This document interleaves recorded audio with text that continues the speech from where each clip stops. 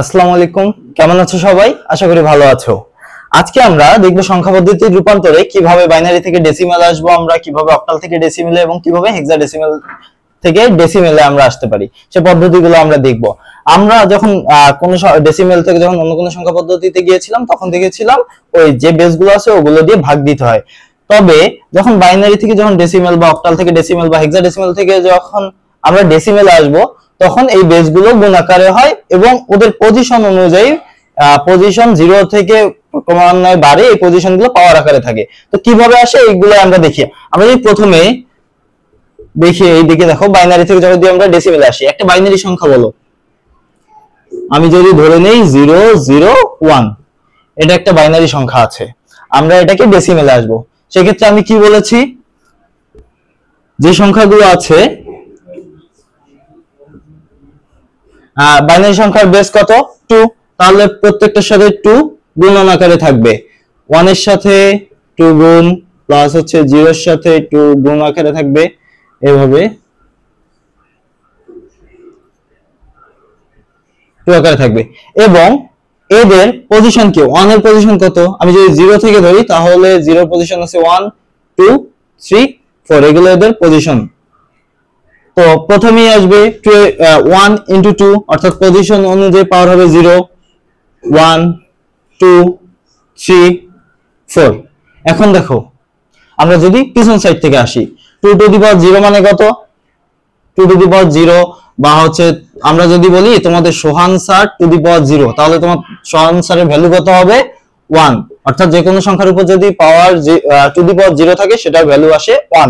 তাহলে 2 to the পাওয়ার 0 মানে 1, 1 into 1 মানে হচ্ছে 1, প্লাস এখানে হচ্ছে কি 2 টু দি পাওয়ার 1 মানে হচ্ছে 2 বাট ইনটু 0, তার মানে হচ্ছে 0, প্লাস পরেরটাও 0 হবে, প্লাস এটা কি হবে 2 টু দি পাওয়ার 3 মানে হচ্ছে 8 into 1, তার মানে হচ্ছে এটার মানে হবে 8, আর এখানে কত হবে, এখানে হবে 16। তাহলে আমরা যদি এগুলো যোগ করি তাহলে কত পাবো 25, এটা হচ্ছে এটার ডেসিমেল মান।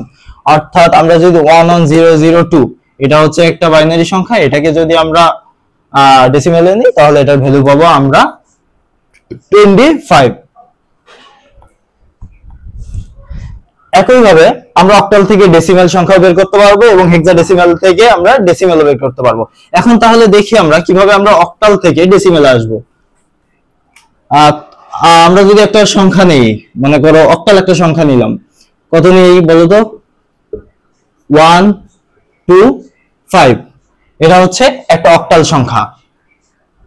এখন কি বলেছিলাম, এদের বেস কত, অক্টাল সংখ্যার বেস 8, তাহলে এটা গুণ আকারে থাকবে, সরি 2 into 8 plus 5 into 8, তারপরে প্রথম পজিশনটা 0, দেন হচ্ছে ক্রমান্বয়ে চলে আসবে, তাহলে 2 এর পজিশন হচ্ছে 1, 1 এর পজিশন হচ্ছে 2, এখানে হবে 0 1 2, সিম্পল। তাহলে এখন দেখো এখানে কি বললাম একটু আগে, যার কোনো সংখ্যার উপরে যদি টু দি পাওয়ার 0 থাকে তাহলে সেটার ভ্যালু হবে 1, তাহলে 5 into 1 মানে হচ্ছে 5, প্লাস দেখো 8 টু দি পাওয়ার 1 মানে কি 8, 8 দুগুণ 16, একইভাবে 8 into 8 কত হয় 64, ঠিক আছে, into 1, তাহলে 64 16 হয় হচ্ছে তোমার 80 আর 85, এটা হচ্ছে অক্টাল ভ্যালু, সরি এটা হচ্ছে ডেসিমেল ভ্যালু, অর্থাৎ 125, এই অক্টাল সংখ্যার ডেসিমেল মান হচ্ছে 85। এবার আমরা একই ভাবে দেব কিভাবে হেক্সাডেসিমেল থেকে ডেসিমেলে আসতে হয়।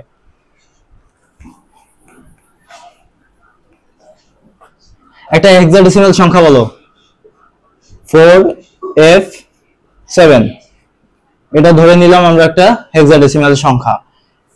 এখন সেম ভাবে আমার সাথে সাথে করো, 4 ইনটু বেস কত 16 প্লাস হচ্ছে f ইনটু বেস হচ্ছে 16 প্লাস হচ্ছে 7 ইনটু বেস হচ্ছে 16, তাহলে 16 এর উপরে পাওয়ার কত হবে, 0 হবে, এটার উপরে পাওয়ার কত হবে 1 হবে, এটার পাওয়ার কত হবে 2 হবে। আচ্ছা এখানে যে 16, এটা তো আমরা জানি 7, আর f মানে কত, f এর ভ্যালু কত হেক্সাডেসিমেলে 15, তাহলে 15 into 16 গুণ করলে যা আসে তাই, 15 ইন্টু 16, তারপর প্লাস হচ্ছে এটা কত 2 5 6 হয়, আর 16 স্কয়ার করলে ইন্টু হচ্ছে 4। ঠিক আছে, দেন আমি ক্যালকুলেটর চেপে এখন ভ্যালুটা বসাই দিই। কত আসে দেখো তো।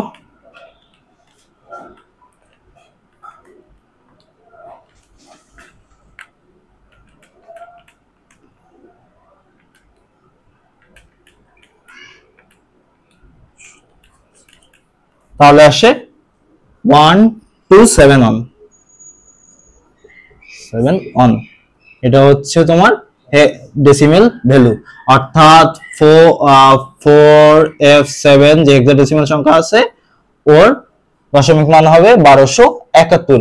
একইভাবে আমি যদি তোমাদেরকে একটা বাইনারি সংখ্যা দিই 111010, এটা যদি একটা বাইনারি সংখ্যা দিই তোমরা বের করতে পারবা না? এটা ডেসিমেলে যদি রূপান্তর করতে বলি পারবা না? তোমরা এর ডেসিমাল মান যত আসে এটা কমেন্টে করে জানিয়ে দাও আমাকে। আচ্ছা, আর আজকে আমরা এতটুকু শিখলাম, আগামী ক্লাসে আমরা সংখ্যা